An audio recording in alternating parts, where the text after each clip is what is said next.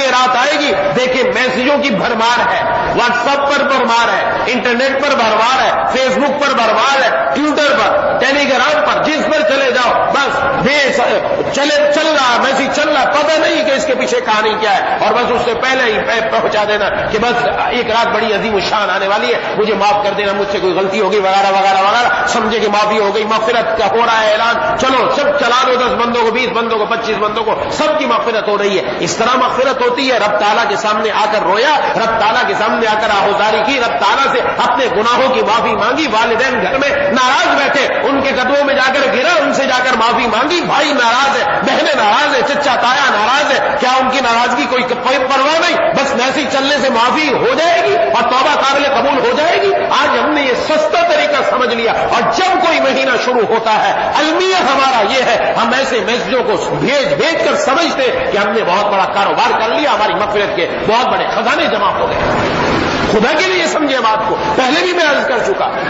ارے جو بات حضور سے ثابت نہیں، جو بات جناب نبی کریم صلی اللہ علیہ وسلم نے بتلائی نہیں، اس کے پیچھے پڑ جاتے ہیں اور اس کی نشر و اشاعت اور اس کو آگے پھیلانا جس کا ثبوت تک نہیں ملتا، کسی حدیث میں ثبوت تک نہیں ملتا۔ کم از کم سمجھے تو صحیح ہم کس طرف چلے جا رہے ہیں، اپنے آپ کو روک کر تو رکھے، خدا کے لیے اس کا اہتمام کریں کہ یہ جب رات آئے تو ایسے میسجوں کو ہرگز آگے نہ بھیجا جائے۔ آگے بھیجنے کے لیے شرط ہے کہ پہلے جو بات آپ کے پاس آئی ہے مصدقہ ہے کہ نہیں، واقعتاً حدیث میں آئی ہے کہ نہیں، اگر ہم نے بھیج دی اور وہ حدیث میں نہیں تو پھر اس حدیث کا مصداق ہوگا کہ جناب نبی کریم صلی اللہ علیہ وسلم نے فرمایا جس نے جان بوجھ کر مجھ پر جھوٹ بولا وہ اپنا ٹھکانہ جہنم کے اندر بنا، اپنا ٹھکانہ جہنم میں بنا۔ یہ کوئی معمولی بات نہیں ہے، عجیب و غریب قسم کی باتیں سننے میں آتی ہیں، ایسی باتیں کہ آج تک کسی جگہ ملی ہی نہیں ہے، وہ باتیں ایسی باتیں، اور ہم سمجھتے ہیں یار یہ بڑی زبردست بات لے کر آیا ہے اور یہ کوئی نئی بات نکال کر لایا ہے، یہ حدیث کی بات نکال کر لایا، نیچے حوالہ ہے اور حوالے کو جا کر دیکھو وہاں حدیث ملتی ہی نہیں، مسلم شریف کا حوالہ ہے، بخاری شریف کا، یہاں تک کہ میں عرض کیا کروں قرآن شریف کا حوالہ ہے، قرآن مجید کی فلاں آیت کا ترجمہ یہ ہے، اور اس آیت کو کھول کر دیکھیں اس کا ترجمہ بنتا ہی نہیں ہے، وہ علمی ہے، یہ کون کر رہا ہے؟ مسلمان کر رہے ہیں،